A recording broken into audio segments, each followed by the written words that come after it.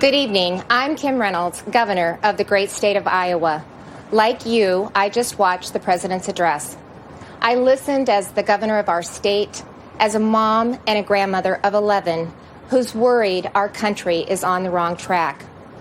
We're now 1 year into his presidency, and instead of moving America forward, it feels like President Biden and his party have sent us back in time to the late 70s and early 80s. When runaway inflation was hammering families, a violent crime wave was crashing our cities, and the Soviet Army was trying to redraw the world map. Even before taking the oath of office, the president told us that he wanted to, quote, make America respected around the world again, and to unite us here at home.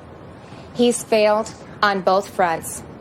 The disastrous Afghanistan withdrawal did more than cost American lives. It betrayed our allies and emboldened our enemies. North Korea is testing missiles again at an alarming rate. The Speaker of the House recently warned our Olympic athletes not to speak out against China. And now Russia has launched an unprovoked, full-scale military invasion of Ukraine, an attack on democracy, freedom, and the rule of law. Now all Americans must stand united in solidarity with the brave people of Ukraine as they courageously defend their country against Putin's tyranny as they fight for their freedom. But we shouldn't ignore what happened in the run-up to Putin's invasion, waiving sanctions on Russian pipelines while eliminating oil production here at home, focusing on political correctness rather than military readiness, reacting to world events instead of driving them. Weakness on the world stage has a cost, and the president's approach to foreign policy has consistently been too little, too late. It's time for America to once again project confidence. It's time to be decisive. It's time to lead. But we can't project strength abroad if we're weak at home. And that's what I want to discuss with you tonight. The president and Democrats in Congress have spent the last year either ignoring the issues facing Americans or making them worse. They were warned that spending trillions would lead to soaring inflation. They were told that their anti-energy policies would send gas prices to new heights. But they plowed ahead anyway, raising the price at the pump by 50% and pushing inflation to a 40-year high. 4 decades ago, when our nation was last reeling from inflation, I was a young working mom just starting out. My husband, Kevin, worked days while I watched our girls, and then we would literally switch. We would pass in the yard as he was coming home, and I was leaving to work evenings at the local grocery store. From across that checkout counter, I saw the pain of inflation on my neighbors' faces. I saw what happens when prices rise faster than wages. The Biden administration believes inflation is a, quote, high-class problem. I can tell you, it's an everybody problem. I saw moms and dads' paychecks buy them less and less. I watched working people choose which essentials to take home and which ones to leave behind. And now President Biden's decisions have a whole new generation feeling that same pain.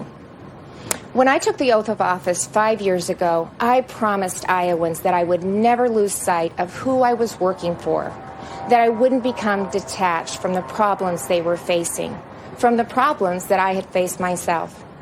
But you don't have to check groceries to see what high inflation does to people. You just need to step outside of the D.C. bubble. Talk to Americans about what's on their mind. Ask them, what are your concerns? What keeps you up at night? And they'll tell you. And I can tell you what's not on that list. They won't tell you that spending trillions more and bankrupting their children is the answer to their problems. They won't tell you that we should be paying people not to work. And they certainly won't tell you that we should give billions in tax giveaways to millionaires and billionaires in Democrat-controlled states like California, New York, and New Jersey. But that's what the Biden administration has been pushing for over the last year. And that's all part of Build Back Better. Thankfully, the president's agenda didn't pass because even members of his own party said enough is enough. Well, the American people share that view. Enough is enough. And it's not just with D.C. spending. Americans are tired of a political class trying to remake this country into a place where an elite few tell everyone else what they can and cannot say, what they can and cannot believe. They're tired of people pretending the way to end racism is by categorizing everybody by their race. They're tired of politicians who tell parents they should sit down, be silent, and let government control their kids' education and future. Frankly, they are tired of the theater, where politicians do one thing when the cameras are rolling and another when they believe you can't see them, where governors and mayors enforce mandates but don't follow them, where elected leaders tell their citizens to stay home while they sneak off to Florida for sun and fun, where they demand that your child wear a mask, but they go maskless. So you've heard the excuses. They were just holding their breath. But it's the American people who are waiting to exhale, waiting for the insanity to stop. We now live in a country where violent crime is out of control. Liberal prosecutors are letting criminals off easy, and many prominent Democrats still want to defund the police. You know, it seems like everything is backwards. The Biden administration requires vaccines for Americans who want to go to work or protect this country, but not for migrants who illegally cross the border. The Department of Justice treats parents like domestic terrorists, but looters and shoplifters roam free. The American people are left to feel like they're the enemy. This is not the same country it was a year ago. The president tried to paint a different picture tonight, but his actions over the last 12 months don't match the rhetoric. It's not what he promised when he took office. But it doesn't have to be that way. There is an alternative. Across the nation, Republican governors and legislators are showing Americans what conservative leadership looks like, what it means to respect the people we serve, to hear them out, to stand up for them and walk alongside them. We know that our problems require bold action, but we also know that bold action doesn't have to mean government action. It's Americans making their own decisions for their own families and future. Republican governors face the same COVID-19 virus head-on. But we honored your freedoms and saw right away that lockdowns and school closures, they came with their own significant cost, that mandates weren't the answer. And we actually listened to the science, especially with kids in masks and kids in schools. What happened and is still happening to our children over the last 2 years is unconscionable. Learning loss, isolation, anxiety, depression. In so many states, our kids have been left behind, and so many will never catch up. That's why Iowa was the first state in the nation to require that schools open their doors. I was attacked by the left. I was attacked by the media. But it wasn't a hard choice. It was the right choice. And keeping schools open is only the start of the pro-parent, pro-family revolution that Republicans are leading in Iowa and states across this country. Republicans believe that parents matter. It was true before the pandemic, and it has never been more important to say out loud. Parents matter. They have a right to know and to have a say in what their kids are being taught. Families also have every right to live in a safe and a secure community. And that begins with a safe and secure country. But the Biden administration has refused to secure our border. They've refused to provide the resources to stop human trafficking, to stop the staggering influx of deadly drugs coming into our neighborhoods. They've refused to protect you. With Texas and Arizona leading the way, I, along with Republican governors from several states, have sent resources to the border. And we've actually gone to the border, something that our president and vice president have yet to do since taking office. On the economy, the contrast couldn't be more stark.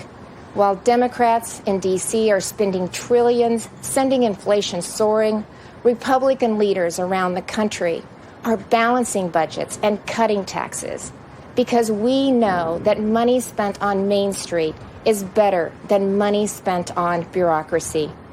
Today, I signed legislation that eliminates Iowa's tax on retirement income and sets our tax rate at 3.9%.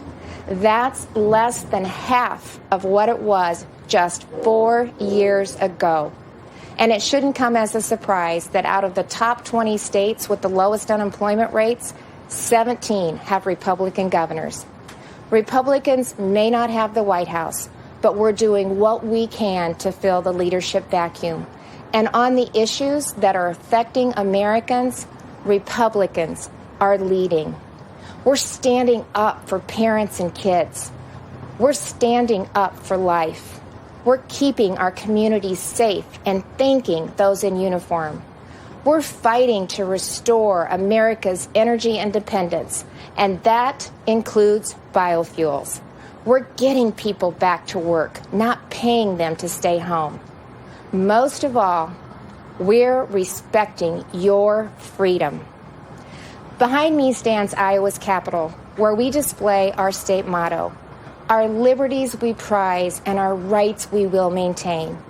And those aren't just empty words. It's a belief that the greatness of this state and this country lies in our people, not government. You shouldn't have to wake up every morning and worry about the next thing the government is going to do to you, your business, or your children. If we as elected leaders are doing our job, then the government is working well, but operating in the background. It's supporting the ingenuity and spirit of our people, not drowning them out. It's keeping them safe, not restricting their freedom. That's what I believe, that's what Republicans believe, and that's what Republicans are doing. I am so blessed to be the governor of Iowa, where people are humble, hardworking, and patriotic. We take care of each other. And yes, we are, as they say, Iowa nice. But you don't have to be from Iowa to see that those are the values of America at its best. All of America. Over the last few years, I've put my faith in Iowans, and they haven't let me down. I encourage this president to do the same, to put his faith in you, the American people, who have never wavered in your belief in this country, regardless of who leads it. Because you know, you've shown that the soul of America isn't about who lives in the White House. It's men and women like you in every corner of this nation who are willing to step up and take responsibility for your communities, for your neighbors, and ultimately for yourselves. By that most important measure at least, the state of our union is indeed strong. Thank you, God bless you, and God bless the United States of America.